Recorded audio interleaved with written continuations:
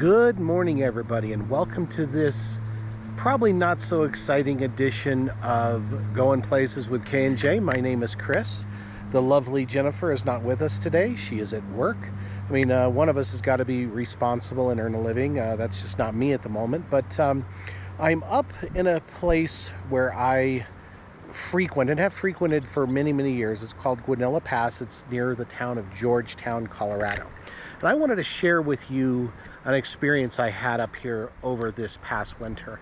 I think this is May of 2022, and I think it happened in January of 2022, but it might have been December of 2021, but nonetheless, the winter of 2021-2022. And I'm going to title this video, Was It Bigfoot? But I want to be very clear right now. If there is any footage of Bigfoot on this recording, I will be just as surprised as you are. So I don't want anybody to think that I am misleading you and telling you there's going to be a Bigfoot, or, oh no, there's not going to be a Bigfoot, and somewhere in the background there's a Bigfoot. Like I said, if there's a Bigfoot in this video, I'm going to be surprised. So if you're looking for footage of Bigfoot, you're not going to find it here, so you can stop recording. But like I said, I wanted to share an experience I had this past winter. So I have another YouTube channel. It's for my photography. It's Chris G Photography, and having a hard time getting videos up and running for that. But nonetheless, over the winter, I wanted to do some example photos for some things I was doing for that website. So I came up here to this exact spot. Now, I don't remember if I parked my car behind me or in this spot up here, but on that particular morning, I got up here and parked and came to this location, and I felt very, very off. Let me show you the location really quick.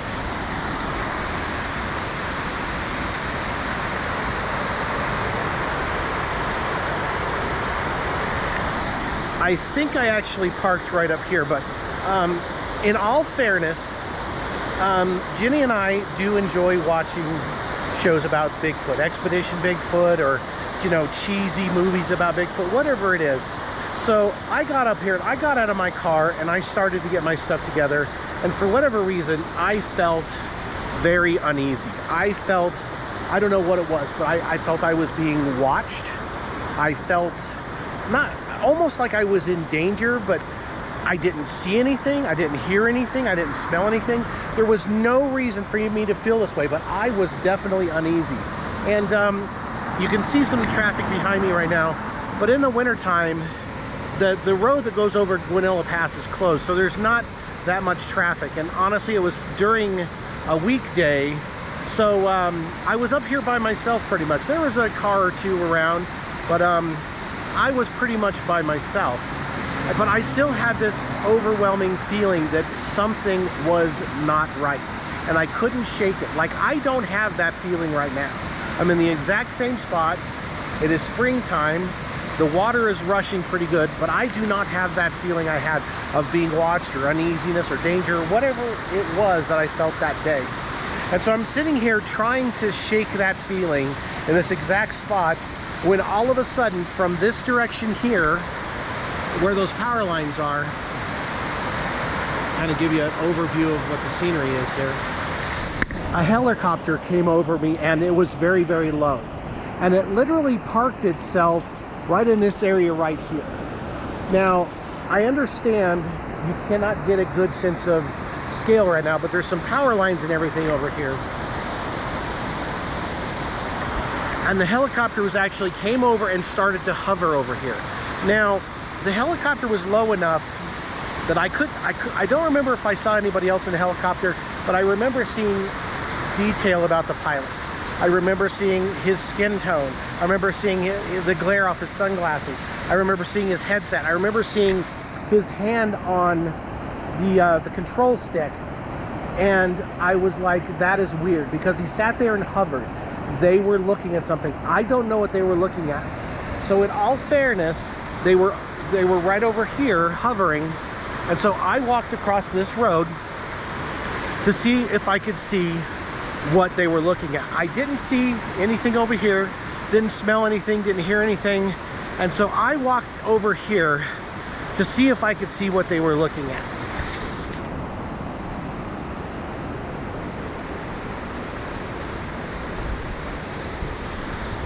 And I do remember looking down in here and seeing what I knew, or what I thought was, an illegal campsite. In fact, I think, see, I saw a tarp strung between some trees, and in fact, now that the snow has melted a little bit, I think what I saw then is sitting right there.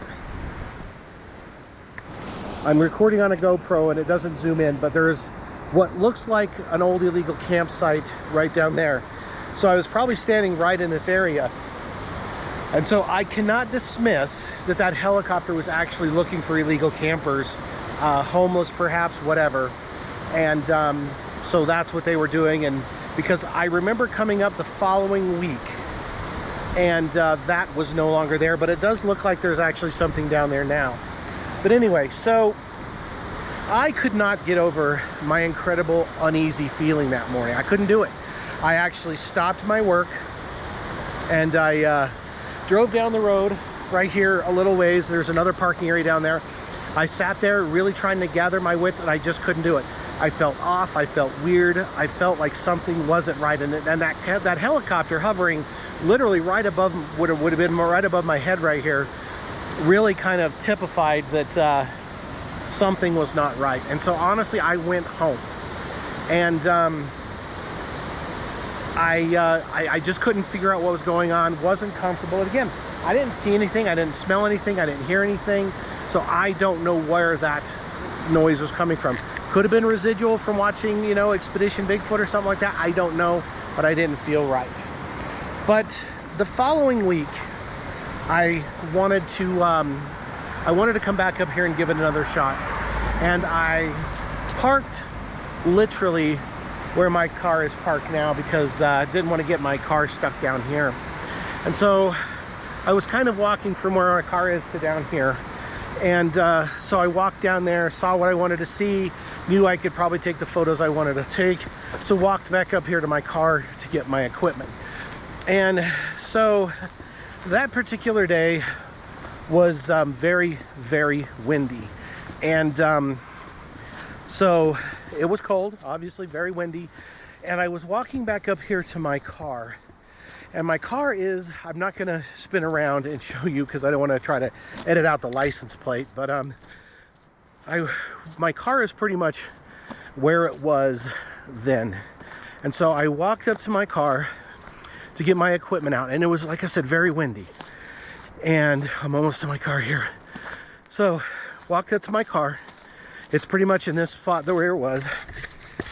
Opened my back door, hopefully it's not locked, it's not, and my camera bag was sitting here. So I reached in like this, and over the wind I heard a noise. It was somewhere between a yell and a howl, very high pitched, a noise that I didn't recognize.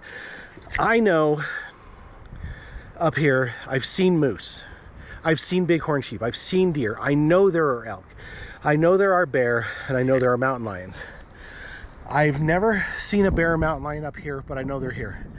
And it was a noise that I didn't recognize, and it came from back up this way. So, and back up this way, and I'm about to drive up there, is a 4x4 road up to some like old mining sites and a historical site back up there. And so it came from that way. And this noise, this yell, howl, whatever it was very high pitched, very loud, so because you could hear it over the wind, and it lasted a good long time. And again, I didn't know what it was, I didn't know where it came from. I still, in spite of that, did not have the same uneasy feeling I had the week prior. So I did continue with my work. I was a little on edge. I did continue my work and got the images that I wanted. But now, talking about this has jogged a memory that I had from high school when I was up here. So this is over 30 years ago. So I'm going to stop recording for a moment, drive up the road, literally just a few hundred feet, and share the rest of my story. Okay, so I've driven probably not even an eighth of a mile up the Guanilla Pass Road, and I kind of want to show you where I am and reference to where I am and reference to where I just was, to kind of add to the story a little bit. So here we go. That is the parking lot I believe I was parked on when I was having the weird experience. And when I heard the yell, I was literally right down here.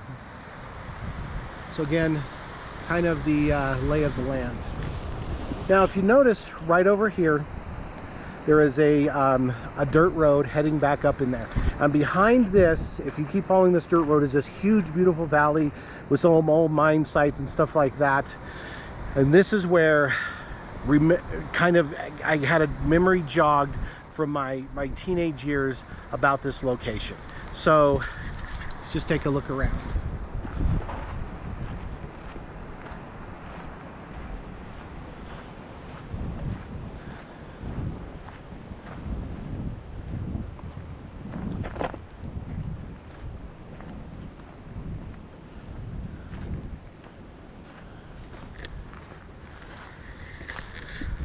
So when I was a teenager, I used to come up, I've been coming up here for years. I am currently 49 years old, and I've been probably coming up here since I was about 17, so do the math on that.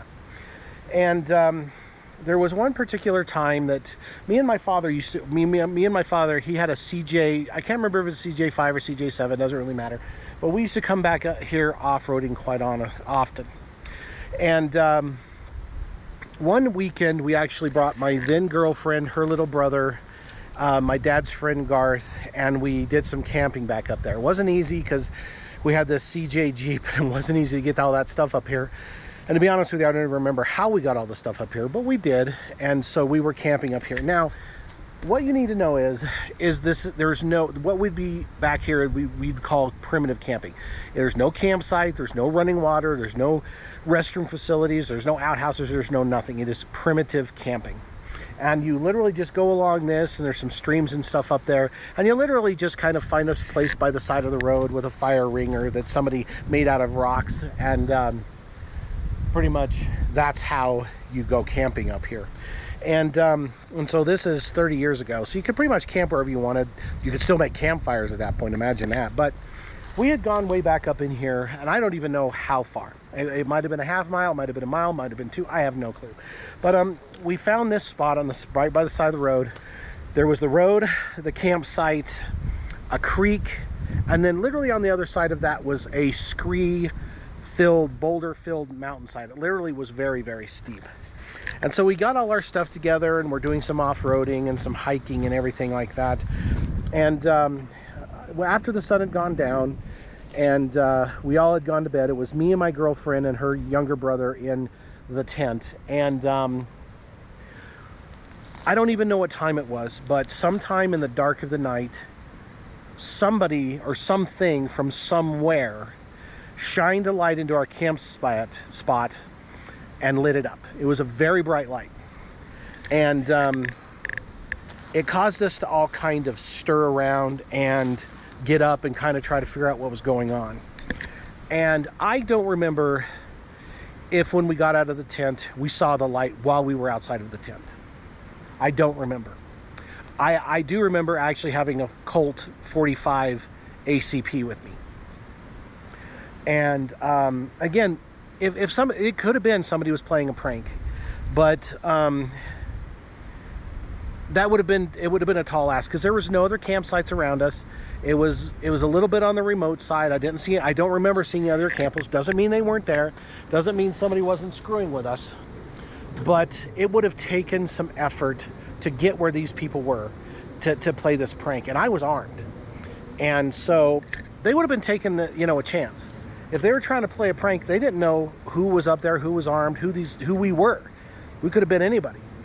And so I just remember going out of the tent, being really freaked out, and then going back into the tent, and literally, like, the light came back on a few more times, and literally staying in the tent with my eyes closed, forcing me to keep my eyes closed, because that light was bright enough that you could see it with your eyes closed, if you know what that's like. I mean, everybody knows what that's like.